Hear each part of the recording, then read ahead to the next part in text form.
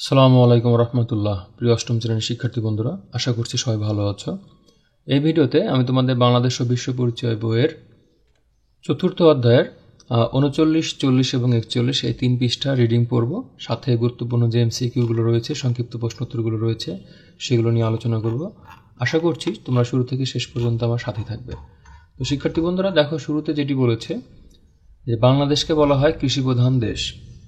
তো শুরুতেই এটা কিন্তু একটা ইম্পর্টেন্ট এমসিকিউ, কিন্তু এটা খুব সহজ একটি এমসিকিউ, সেজন্য মনে হয় এটা তোমাদের আসবে না। এদেশের বেশিরভাগ লোক গ্রামে বাস করে, এটাও আসার সম্ভাবনা কম। আর কৃষি তাদের জীবিকার প্রধান উপায়। এছাড়াও গ্রাম অঞ্চলে কিছু লোক যেমন তাঁতি, জেলে, কুমার, কামার, মুদি দোকানদারও ছোটোখাটো ব্যবসা করে জীবন ধারণ করেন। শহর অঞ্চলের মানুষ প্রধানত চাকরি ও ব্যবসা বাণিজ্য করে। এছাড়াও শহরে বহু লোক রিক্সা, ঠেলা ও ভ্যান গাড়ি চালক, মুটে মজুর, ছোট দোকানদার ও ফেরিওয়ালা ইত্যাদি হিসেবে জীবন ধারণ করে। শিক্ষার্থী বন্ধুরা, মুটে অর্থ কি তোমরা জানো? মুটে অর্থ যারা মাথায় করে বোঝা বহন করে তাদেরকে মুটে বলা হয়। তো এসব কাজ হয় ব্যক্তি উদ্যোগে।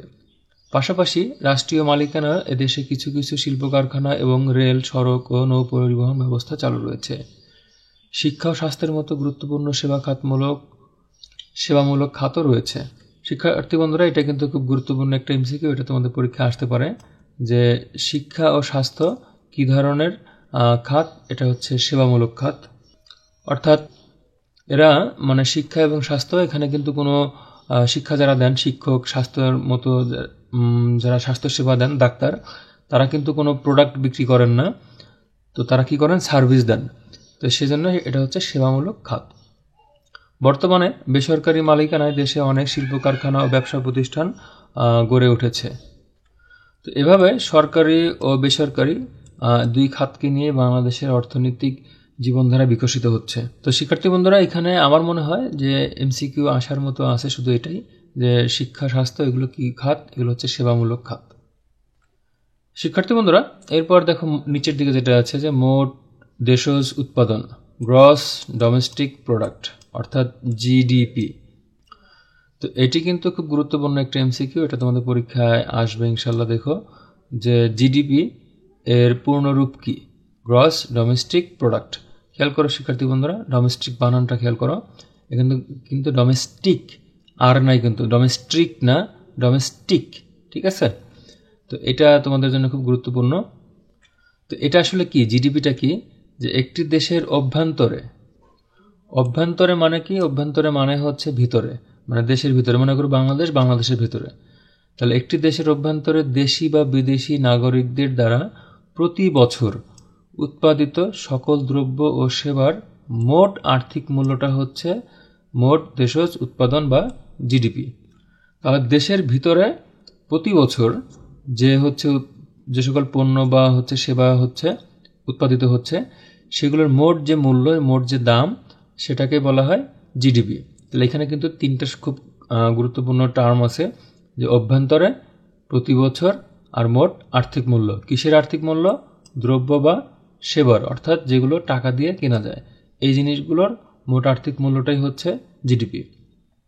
তো জিডিপি হিসাব করা হয় মূলত একটি দেশে সামগ্রিক অর্থনীতির শক্তি বা সামর্থ্য বোঝানোর জন্য। তো শিক্ষার্থী বন্ধুরা, এটা কিন্তু খুব গুরুত্বপূর্ণ একটা এমসিকিউ, যে জিডিপি কিসের জন্য গুরুত্বপূর্ণ? যে এটি একটি দেশের সামগ্রিক অর্থনীতির শক্তি বা সামর্থ্য বোঝায়। শিক্ষার্থী বন্ধুরা, পরবর্তীতে দেখো এখানে আরেকটা গুরুত্বপূর্ণ টার্ম আছে, যে দেশের কোনো ব্যক্তি যদি বিদেশে কাজ করে অথবা কোনো কোম্পানি যদি বিদেশে ব্যবসা করে দেশে টাকা পাঠায়, তাহলে সেই আয় মোট অভ্যন্তরীণ উৎপাদন হিসেবে পরিগণিত হবে না, ঠিক আছে? অর্থাৎ জিডিপিতে অন্তর্ভুক্ত হবে না। মানে হলো, তুমি যদি ধরো পার্শ্ববর্তী দেশ ভারতে যাও, ভারতে গিয়ে যদি 10 টাকা উপার্জন করে নিয়ে আসো, তাহলে সেই টাকা মানে আমাদের দেশে যদি নিয়ে আসো, বাংলাদেশে যদি নিয়েও আসো, তাহলে সেই টাকা জিডিপিতে অন্তর্ভুক্ত হবে না। তাহলে এক কথায় বললে যে জিডিপি কি? জিডিপি হচ্ছে একটি দেশের অভ্যন্তরীণ উৎপাদনের আর্থিক মূল্য, ঠিক আছে? অভ্যন্তরীণ উৎপাদনের আর্থিক মূল্যটাই হচ্ছে জিডিপি। শিক্ষার্থী বন্ধুরা, আশা করি তোমরা এটুকু বুঝতে পেরেছ। এর পরবর্তীতে 40 পৃষ্ঠা আমরা যেটা দেখবো, সেটি হচ্ছে মোট জাতীয় উৎপাদন বা গ্রস ন্যাশনাল প্রোডাক্ট, যেটাকে জিএনপি বলা হয়। তো এটিও কিন্তু পরীক্ষাতে আসে যে জিএনপি এর পূর্ণরূপ কি, গ্রস ন্যাশনাল প্রোডাক্ট। গ্রস শব্দের অর্থ মোট, হ্যাঁ, সেখান থেকেই হচ্ছে মোট জাতীয় উৎপাদন আসছে, এটার সাথে দেখো একদম মিল আছে, মোট গ্রস জাতীয় ন্যাশনাল উৎপাদন প্রোডাক্ট। যে একটি দেশের নাগরিক নির্দিষ্ট সময়ে সাধারণত 1 বছরের কথা বলা হচ্ছে, যে সকল দ্রব্য বা সেবা উৎপাদন করে তার মোট আর্থিক মূল্যটাই হচ্ছে মোট জাতীয় উৎপাদন বা জিএনপি। তাহলে এখানে গুরুত্বপূর্ণ টার্মটা হচ্ছে নাগরিক, ঠিক আছে। একটি দেশের নাগরিক 1 বছরে যে দ্রব্য বা সেবা উৎপাদন করে তার মোট আর্থিক মূল্য হচ্ছে মোট জাতীয় উৎপাদন। অর্থাৎ এই যে একটা দেশের যে নাগরিক আছে, মনে করো তুমি হচ্ছে বাংলাদেশের থেকে যদি বছরে 1 লাখ টাকা উৎপাদন করো, সেটাও তোমার হচ্ছে জিএনপির মধ্যে যাবে।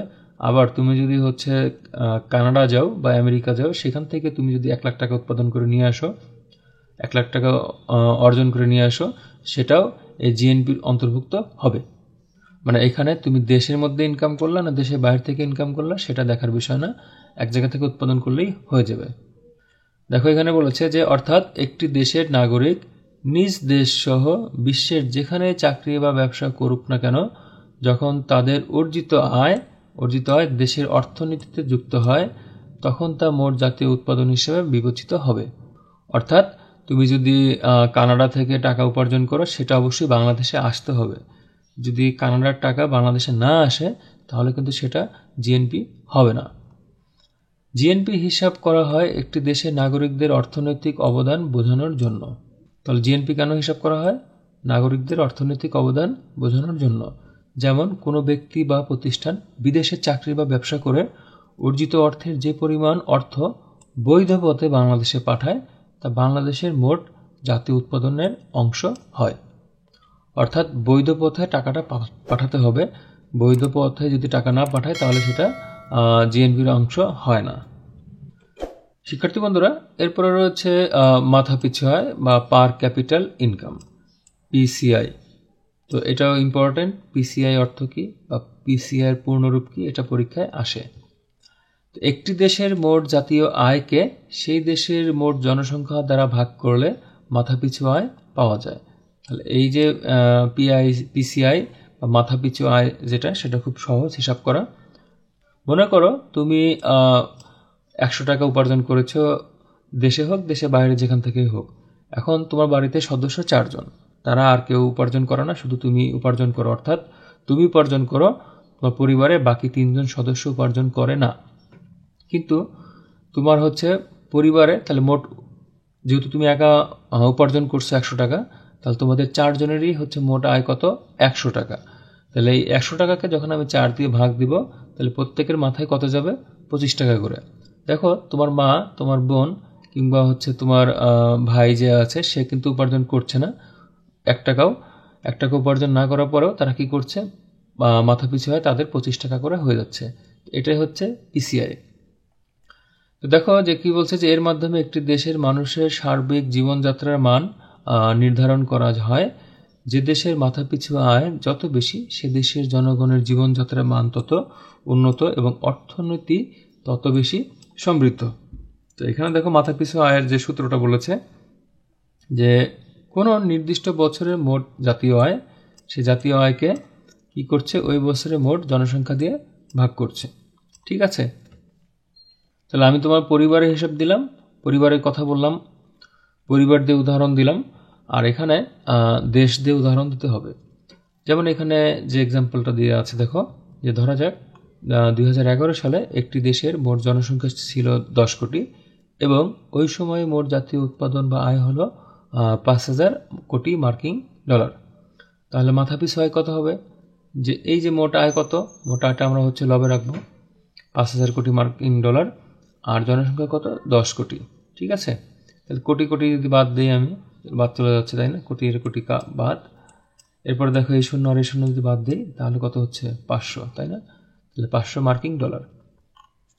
এরপর বলছে যে কোনো দেশের কৃষি, শিল্প, সেবা সহ যাবতীয় উৎপাদন বৃদ্ধির লক্ষ্য হচ্ছে জনগণের আয় বৃদ্ধি করা।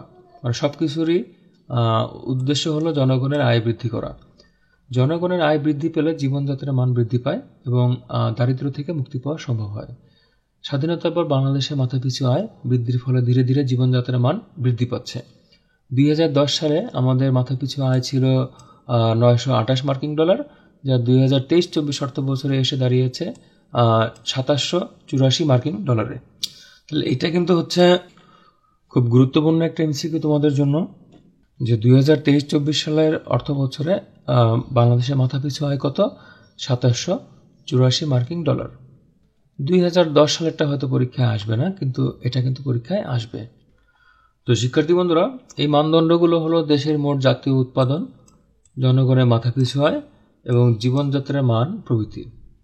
ঠিক আছে, তাহলে তোমাদের পরীক্ষা কিন্তু এটা আসবে যে একটি দেশ কতটা উন্নত বা অনুন্নত তা বিচার করা হয় কি কি দিয়ে, বা কোন কোন সূচক দিয়ে, বা কোন কোন মানদণ্ড দিয়ে।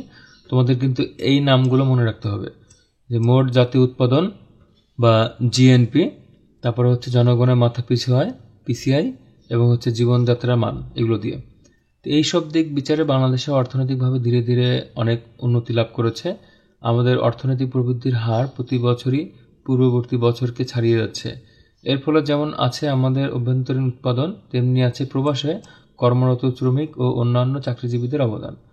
বাংলাদেশ ব্যাংকের এক হিসাবে দেখা যায় 2004-05 অর্থ বছরে যেখানে বাংলাদেশের মোট দেশজ উৎপাদন বা জিডিপি ছিল 3,70,707 কোটি টাকা, সেখানে 2023-24 অর্থ বছরে এসে এর পরিমাণ 50,48,027 কোটি টাকায় দাঁড়িয়েছে, অর্থাৎ প্রায় 14-15 গুণ বেশি হয়েছে। তো শিক্ষার্থী বন্ধুরা, তোমাদের এই জায়গাগুলোর মধ্যে যদি আমি বলি, এখানে কিন্তু মাথাপিছুর আয় যেটি রয়েছে এটি ক্যালকুলেশন করার যে সূত্রটি, এটি কিন্তু খুব গুরুত্বপূর্ণ। তোমাদের কিন্তু এটা মনে রাখতে হবে, কারণ তোমাদের পরীক্ষায় এ ধরনের একটি অঙ্ক দিতেই পারে। ঠিক আছে, তো শিক্ষার্থী বন্ধুরা, দেশের কৃষি, শিল্প ও সেবা খাতে উৎপাদন ও আয় বৃদ্ধির মূল লক্ষ্যই হচ্ছে জনগণের জীবনযাত্রার মান বৃদ্ধি।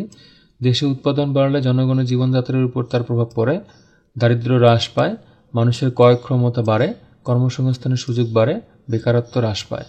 এর সঙ্গে যদি আমাদের জনসংখ্যা বৃদ্ধির হারকেও নিয়ন্ত্রণে রাখা যায়, তবে প্রবৃদ্ধি সূচকে আমাদের দেশ অনেক এগিয়ে যাবে।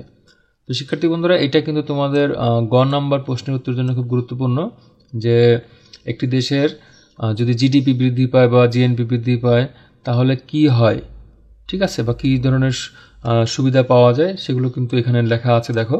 তো আশা করছি তোমরা হচ্ছে এগুলো মুখস্থ করে নিবে, এটা তোমাদের জন্য খুব গুরুত্বপূর্ণ।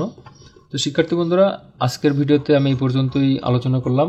পরবর্তী ভিডিওতে আমি তোমাদের বাদ বাকি যে অংশগুলো রয়েছে সেগুলো নিয়ে আলোচনা করব। শিক্ষার্থী বন্ধুরা, যারা চ্যানেলটিকে এখনও সাবস্ক্রাইব করোনি তারা অবশ্যই চ্যানেলটিকে সাবস্ক্রাইব করে বেল আইকনে ক্লিক করে রাখো, যাতে পরবর্তী ভিডিও আপলোড করার সাথে সাথে নোটিফিকেশন পেয়ে যাও।